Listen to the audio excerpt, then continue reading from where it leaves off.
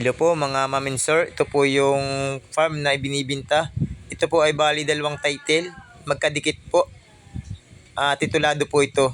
Ito pong kabilang part na ito ay ang nakatanim ay puro mangga po. Ito po ay mga hybrid na manggang kalabaw. Ito po ay dati po ay napakalakas mamunga. Talaga pong nakukuna na po ito ng mga bunga. Sa ngayon po ay hindi po masyadong maalagaan. Kung mapansin po ninyo, medyo madumi po siya. Kasi yun nga po, hindi po maalagaan na may-ari, naging busy na po siya. Hindi na po mapukusan na yun po, dahil pa rin pong bunga niya ngayon. Ang bilang po nitong puno ng mangga ay nasa 96 pirasong puno ng mangga. Mga hybrid po siya, manggang kalabaw. Ito po ay matagpuan sa Atimunan, Quezon.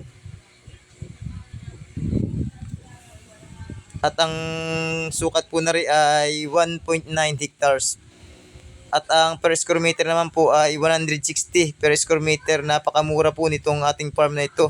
Ang kagandaan po ay punong-puno po siya ng tanim na mangga at niyog.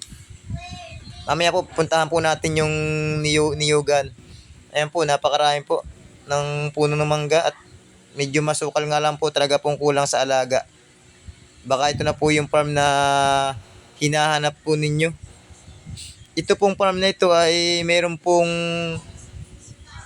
ginagawang daan. Ito naman po yung kabilang part ng farm. Kung mapansin po ninyo, napakarami mo rin pong puno ng niyog dito. Ito po ay kulang-kulang 400 na puno ng niyog. At dito po naman sa babang ito ay may mga puno pa rin po na mangga at namumunga pa rin po. Ayan po, malawak po ang kapantayan na rin. At ang kagandahan po nitong farm na ito ay tinamaan po ito ng kalsada. Balit natuhog po siya ng kalsada. Sa ngayon po ay hindi pa po papasok ang sasakyan, pero ang lakad lang po na rin ay ilang minuto lang po. Mga 1 to 2 minutes lang po ang lakad. Nandito na po tayo sa farm. Kapantayan naman po ang lalakadan. At itong kalsada naman pong ito ay ongoing na po ito. Bali yung kabilang part po nung kalsada ay sinisiminto na. Sa ngayon po ay natigil. At ito ipagpapatuloy po ulit ari pagkatapos daw po ng eleksyon. Ito po ay may pundo na, kaya po napakaganda nitong farm na ito. Ayan po mga ma'am and sir, baka po ito na po yung hanap ninyong farm. Contact lang po kayo sa akin. Salamat po.